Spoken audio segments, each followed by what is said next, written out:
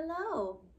I have not done one of these in a very long time and I'm feeling pretty awkward right now, but I wanted to share what's been going on. Like, this is therapeutic for me. So that's one of the main reasons why I'm choosing to do it. I've held back from speaking a lot just because I've had to. The main focus of this is not really just to give you guys an update of everything, but to speak on topics that are not, I guess a lot of people don't really are open or comfortable speaking about. One of the main things that has been coming up in my life, I didn't know there was a difference, but now I suffer through panic attacks and anxiety attacks. And if you don't know what the difference is, anxiety attacks are triggered. If you have PTSD like me, it could be driving down a certain road. It could be hearing a certain song. It could be the way somebody says something. It could be looking at your emails and you see an email from a specific person. Obviously, I'm giving you these scenarios because this is the kind of stuff that triggers my anxiety attacks. Back in the beginning when I didn't know what they were, right? Panic attacks have no trigger. They happen at any time. You could be laughing and then all of a sudden you feel like you're gonna pass out. You feel chest pain and you feel like you're having a heart attack. It could be random. There is no trigger. And you just like are hysterically, you could be hysterically crying, right? When you were just like laughing 30 seconds ago and now people think you're bipolar, but it's actually in a manifestation of your PTSD in your nervous system, and then boom, you have a panic attack. It sucks ass. I actually didn't start suffering from panic attacks until recently. I've been suffering from anxiety attacks. I am getting help for that, and I have been, I'm going to therapy now, but there was a little gap where I wasn't going to therapy. And yeah, it just sent me into just got into a panic attack. And I didn't know it was a panic attack. There was different things, right? I remember being at work and I was like, oh my God, I have chest pain. And when you work in the medical field, right? I'm not like a medical professional. I did not go to school for nursing. I am not a CNA. I'm nothing, but I don't want to say I'm nothing. I'm nothing clinical. I'm very much in the paper world, whether it's like insurance verifications, authorizations, medical records management, basically. So just non like direct patient care. I had no idea that this chest pain, I genuinely was at work and I was like, I gotta check into the ER because I feel like I'm having a heart attack. I could be having something going on with my heart, right? Something's going on with my chest. And all my cousins are nurses, so I texted one of my cousins. I was like, hey, this is happening to me. Should I go to the ER after my shift? And she's like, she was asking me questions and I was like, no, that's not happening. That's not happening. But the chest pain is like real. She's like, I would wait it out. And so I was like, you know what? Whatever. If I die, it's on you. I didn't really say that to her, but I actually went to bed after my shift. Instead of going to the ER, I went home and I lay down in bed, and literally the minute I laid down, the chest pain went away. So I went to my doctor because I was like, this is happening to me, random chest pain, or I could be walking at work and feeling like I'm losing sense of my body. I don't know. I can't like focus on one thing. I feel like I'm spinning. I feel like I'm going to pass out. And my doctor explained to me these are panic attacks because you always feel like you're going to pass out, but you don't.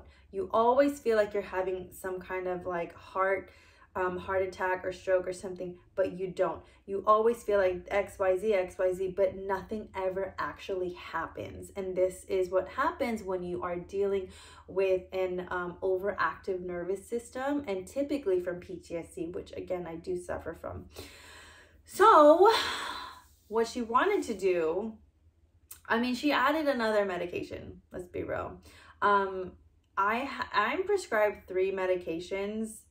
I take one of them as needed because I have done a lot of work enough to not rely on them anymore. And I have the okay from my doctors to do that. So that's where I'm at. And I keep the others with me just in case. It's like a just in case measure. But I'm very big on as much as possible. I don't want to be on medication. So the as needed one is been great, because I literally just suffered from a panic attack yesterday driving. You know how hard that is, because I'm stuck. I'm like, I can't really go anywhere because there's traffic. I wanted to pull over, but if I'm on the extreme left lane, like it's pretty hard to pull over, and you kind of just stress yourself out more trying to get to somewhere. So I was literally a minute away from work, so I had to like breathe through the driving.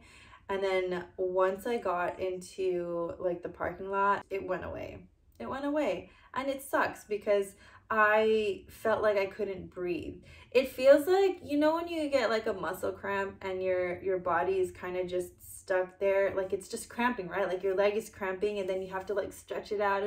That's how it feels. It feels like I'm just like stuck, and like my chest is stuck and I can't breathe. Like my lungs cannot expand. It feels like there is no like expansion and contraction of my muscles. Like it refuses. I feel stuck. It feels like, oh my god, I can't freaking move. So I have to like force myself. It takes a lot of work for me to like take a deep breath. But I, you know, that's the thing though. I feel like when you suffer from it enough and you kind of know what it feels like, you know what to expect, and you know what's actually happening, that even though I was having an attack in that moment, I wasn't freaking out because I could already distinguish like what is happening to me. And I think that's important, because when I did not know this was happening, it felt like I was going to die, because you don't know what you suffer from. You're not diagnosed with anything at the time. So you're like, what is happening to me? My body is just failing. Something is happening internally, and then boom, like I'm just like, oh my god, brain blood clot. I'm losing sense of like everything. My tongue goes numb sometimes, and that's another reason why sometimes I think that I'm having like some kind of stroke. But it's not. It's all just panic attacks. So it's pretty scary. But again, when you know what you're dealing with, you kind of just, you got to move through it. It's like with anything in life, right? Like it's difficult to move through, but it's not impossible to. You really just have to, one, understand what it is, and two, have like a plan to move through it. And so my panic attacks, again, they're random, but because I know what they are, I know where they're coming from. It's very, my brain is very like, okay, we can do this. We just got to breathe through it, breathe through it, breathe through it. So that's been fun. That's what's been happening with me lately. However, even though there's a diagnosis for this or a diagnosis for that, I'm gonna tell you one thing right now. I don't think that I've ever felt this at peace with my life, and also like this strong at the same time. Because it's like, okay, yeah, so what if I deal through these things? So what? So what? It's not at a point where it's like it used to be. It very much was very debilitating, to the point where like I could not, like, it was very hard to just leave my house because I didn't know what was going to happen to me. I didn't know, I couldn't be around people. I remember during Christmas time, we went to like a Christmas party, and I like had a panic attack at the Christmas party. So, I mean, that wasn't like the greatest time. But I'm not there. I'm at a point now where even though I suffer from it, it's not a reason for me to like stop my life. And it's, you know, I'm getting the help that I need as far as therapy. Again, I'm working with my doctors to see what medications are working, and also have a plan to not be on this medication forever, because I do not want that. Even though I will say it's helping me, I refuse to be dependent on a medication, like unless I genuinely physically need something, but I don't, because this is a mental thing. And so getting the mental help, right? So that is therapy. That is, for me, it is prayer. It is going to church. It is all these things that are very therapeutic for me. And that's another thing that I want to speak on. Like, it doesn't, for me, it doesn't, I don't want to say it doesn't matter that I'm going through these things, but it actually, deep inside my soul, it actually does not matter to me, because I'm very aware, and I have a very good understanding of who I am and and the things that I believe in. And so there's nothing that God is going to give me that I can't handle. And I truly have 1,000% faith in that. And if I didn't, I don't think that I would be where I am today, because despite all these things that are happening with my brain and my body, despite all of that, there's so many things that have been unfolding in the best way. And I mean, obviously I'm still with the same guy, the same man, and he has been phenomenal. He has been more than phenomenal to me and the kids. He's very, very, very, very much taken on the father role, and very much taken on like the partner role, like honestly, like the husband role. And I could not be more grateful. But beyond that, like, I prayed that we would move out of where we were. Me and the kids were living with my parents, and we got our own place. And then now, one of the things that I was heavily thinking about, because I really loved the job that I was working at. I loved it. I loved it for me, because it worked well with my anxiety, with how debilitating it was at the time. But, you know, I still needed to work. I'm a mom of 2 kids, and I am, you know, I got things to pay. I got daycare, I got summer camp, I got all these things. And then you got to deal with the normal stuff like food, clothing, and then you got rent. And anyway, there's 2 of them. So it's not cheap. I can't not work, you know. But I really loved it. I really, really loved it. But it got to the point where like the hours were not beneficial for my family, because it was like the evening shift. So I would get off around 10:30, 11 p.m. So I could barely see the kids. I would drop them off to school in the morning and pretty much not see them until, well, I would see them at night, and I would kiss them goodnight, and I would like whisper prayers in their ear before I went to bed. But you know, I would have weekdays off here and there, and that was the time I got to spend with them. But I was like, you know, I'm ready for something bigger. And I prayed about it, and I prayed about it, and I said, God, if this, you know, I would apply to different things. If this is for me, please, please let it be known. And if it's not for me, then slam the door in my face. If something is not for me, I am not going to try to force shite anymore, okay? If it's not for me, I pray every single time. If it's not for me, slam the door in my face. The quicker it slams in my face, the quicker I can, you know, walk away and move on to the next door. And that's exactly what I want. That's exactly what I did. So I refuse to be like, oh, this might work out. This might work out. Like, no, God, if it's not for me, let me not waste any more of my precious time. Let me not waste any more of prayers to you, praying for me to get this thing because I really want it. Like, no, if it's not meant for me, and you know it's not meant for me, please slam the door in my face so I get a clear message and clear understanding, like, no, this is not for you. Move on to the next thing. Be patient where you're at, and then when the next opportunity comes, jump. Okay, cool. So that has happened at least 3 to 4 times. I was like, God, if this position I'm applying for is not for me, slam the door in my face. I kid you not, every single time. Like, usually the places that I apply to will take at least a week before giving me some kind of like, oh, we found someone else, thank you for applying, or like, we decided to go with another candidate, whatever the email is. But like every single time, every time I've said that prayer, it's like, within 48 hours, it's like a rejection. And I was like, okay, cool. Anyway, so I applied for a new place, and I said the same prayer before hitting apply and sending my resume. And I said, God, if this is for me, please let it be known. If it is not for me, then slam the door in my face. Because again, I liked where I was at. I was content. The only reason why I wanted to leave is mainly because of my family. It's not beneficial for my family. I want to be with them more. I want to have dinner with them, and I can't do that when I, you know, work the evening shift. So I applied on a Friday. I get a call to set up the interview Tuesday. Wednesday is the interview. Wednesday, they told me, wait until at least Friday, but possibly Monday, so you can hear back from us, because that's when we're giving our, you know, we're letting everybody know who's applying. I said, okay, cool. They didn't even wait till Friday. They called me 24 hours later, Thursday, and offered me the position.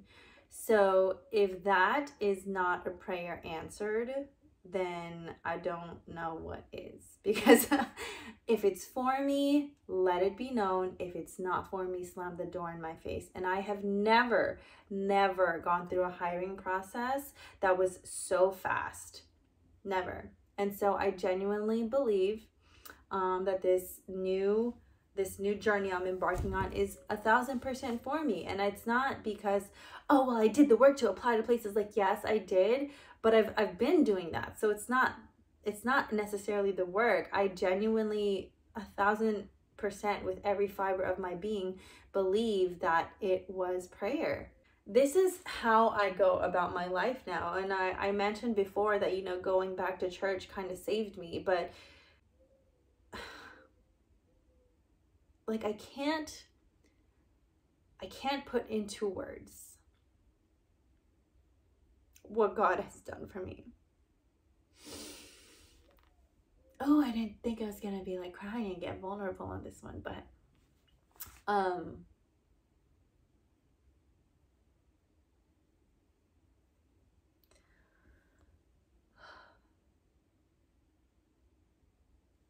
it's beyond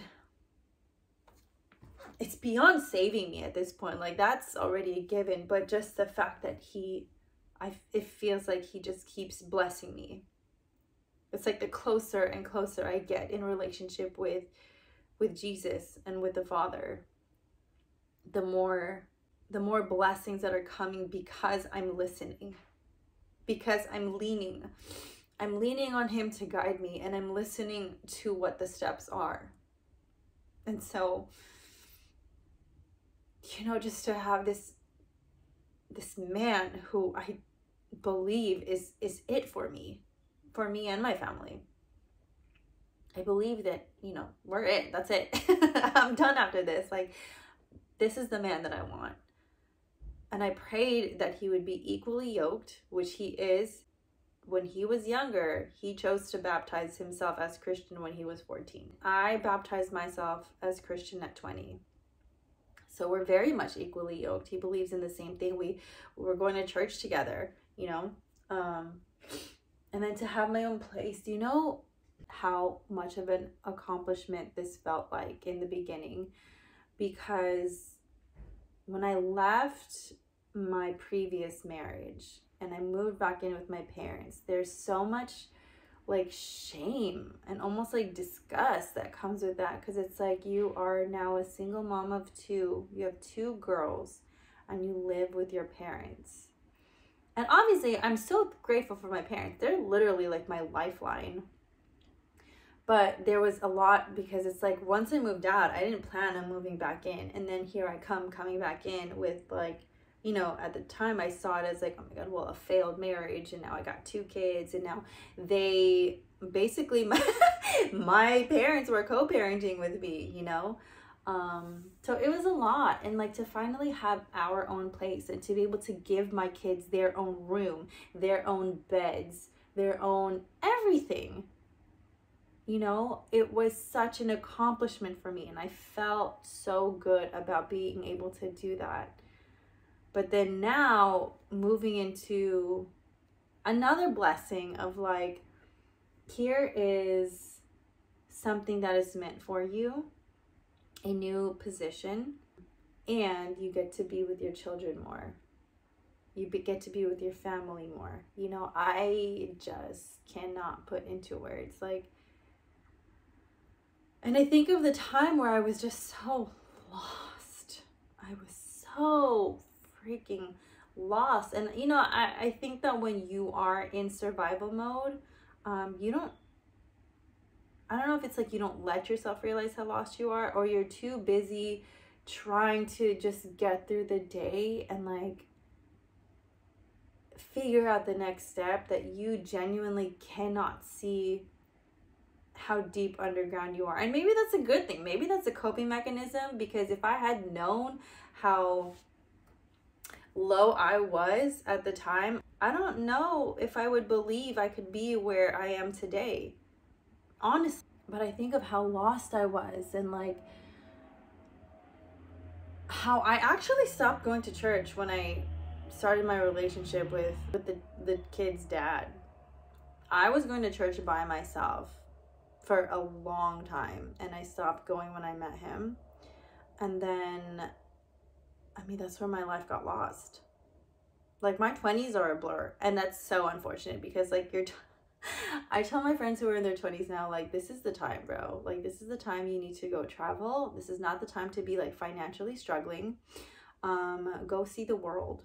Go travel somewhere. Go, you know, I didn't do that. And so my 20s are such a blur that I feel like, no, it was a learning experience where, like, I have such different priorities in life now. But yeah, I wish I traveled in my 20s. Anyway, doesn't matter because I'm doing it in my 30s. So, but my point is just looking back and seeing how lost I was, and like just the calling of Jesus. Like, there's a story, right? Okay, well, the backstory is in the Bible, Jesus talks about like the good shepherd, where it's like if you having like 100 sheep and one goes missing, a good shepherd will leave the 99 to find that one. And there's this song by Micah Tyler called I See Grace. And one of the lyrics is, when I was a prodigal, you saw a son. When I left the 99, you saw one. Oh, that makes me cry. That's exactly how I feel. No matter how like careless and how reckless I was with my life, even though I left the church, I left everything that I believed in, he came back to find me. I was the one that left. I left the 99. And he came back and he found me.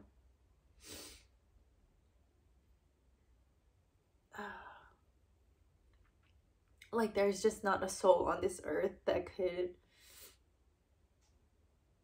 like shake my faith anymore. And I made that very clear. We don't have to believe in the same thing, but what you're not going to do is tell me my God is not real. What you're not going to do is tell me like what I believe in is false. Or you're not gonna try to redefine it in your own way. Like, no, I 1000% believe in the Bible. I 1000% believe Jesus is our Savior, and I'm not being shaken on that anymore. I mean, there's no way. I think that I've done enough in my life and I've experienced enough in my life where it's like, are you really gonna deny 2 + 2 = 4? Oh. Sorry, he's texting me. But that's where I'm at in life, and I just wanted to share that because I've been in conversation with a lot of people who are also believers, and it's hard to be in this world and then not get tangled with it, right? But if you are that person, just remember that you are not of this world. You are in it, but you are of God. You do not need to listen to what the world is telling you to do, telling you to be. You don't need to do any of that shit. Like, honestly, people who are so caught up in this world with everything, none of it is going to fulfill you. You have all the money in the world, none of it is going to fulfill you. You might have the perfect body, that's not going to be fulfilling. You have all the cars that you could possibly, and shoes that you could possibly want. That's not going to be fulfilling. Because at the end of the day, like, the only thing that we all have in common is love. That is the soul's currency, is love. Love and experience. Experiencing the world. Experiencing, I don't know, experiencing other things in life. Oh, there's a hummingbird. Hello, hummingbird. And you know, I feel like for the first time I am just covered in it. I'm covered in love and I'm covered in experience. I have never had so much more fun in a relationship at all. This is a reminder, like, if you're feeling the tug from God, just listen.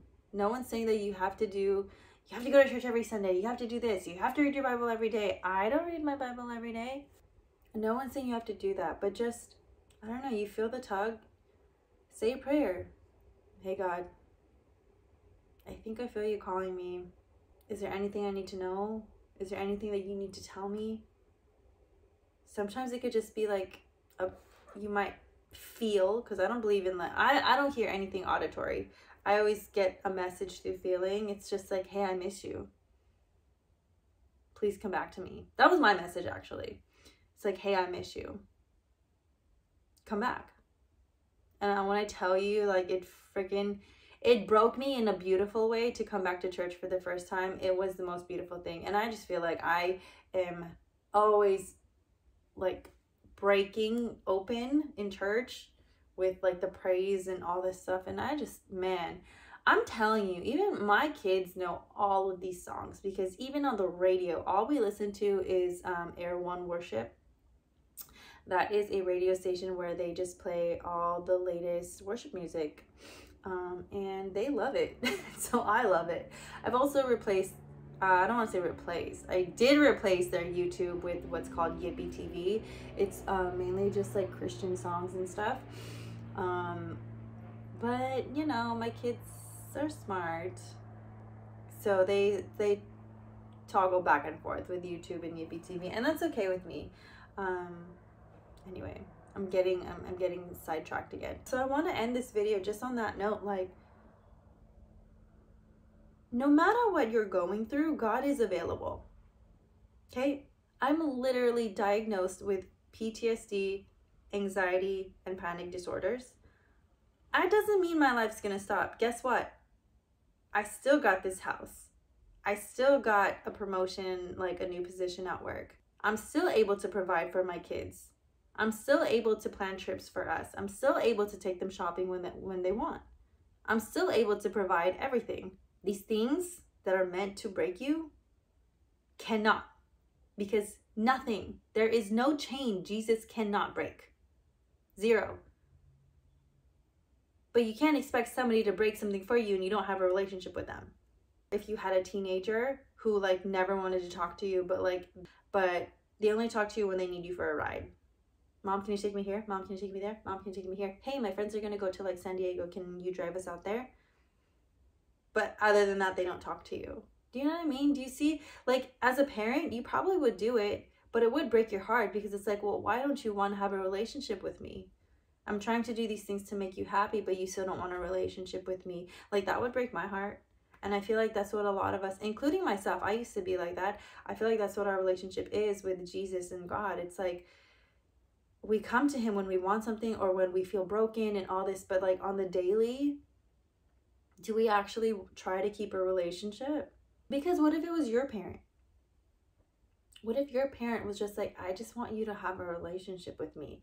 Wouldn't that like make you like sad? Like, oh my gosh, they actually think I don't want a relationship with them? That's far from the truth. I can't imagine, you know? And so if you've watched it this far, just know that Jesus, God, is always available. I could not be where I am without prayer. I would not be where I am without prayer. And the truth is, I don't go through life for me. Every success that I get, I give it to God. I said, God, you did this. You did this.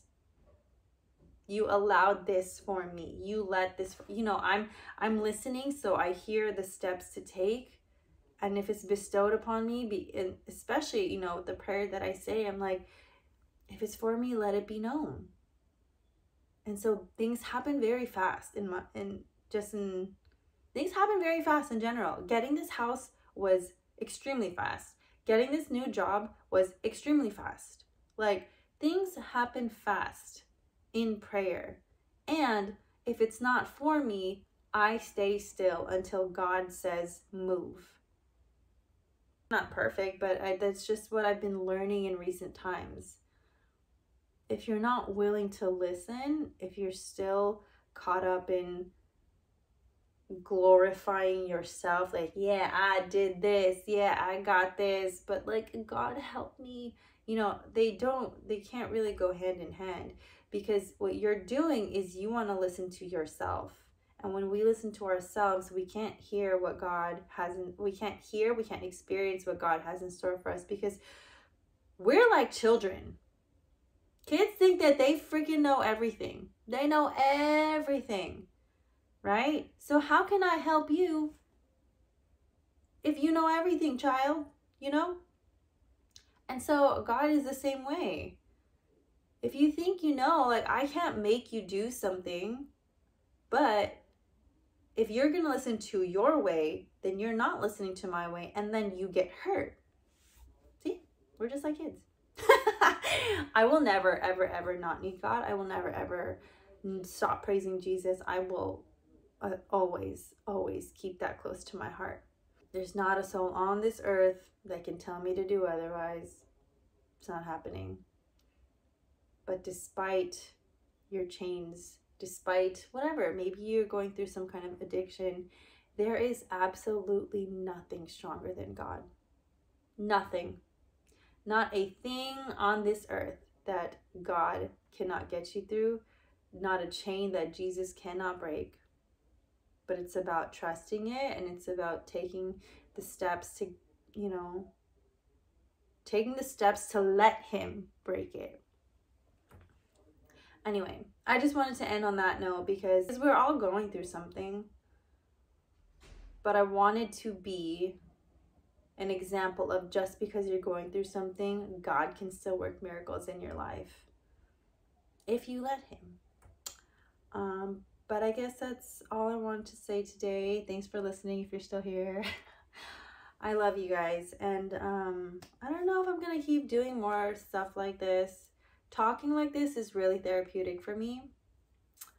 But we will see.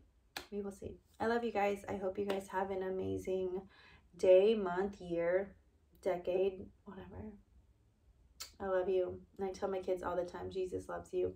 And Jesus loves you too. Bye-bye.